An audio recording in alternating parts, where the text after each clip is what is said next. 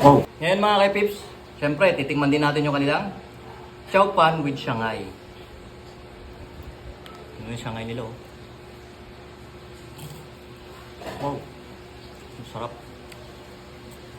Sarap ng Shanghai nila. Tamang-tama yung alat niya. Sarap. Check natin to with ano, chow pan rice. Uy, yan yung chow pan nila dito.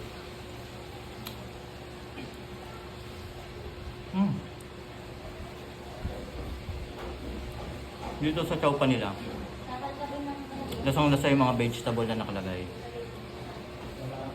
Tapos, pasok pa yung, ito yung kanilang fried garlic. Oh, ang sarap.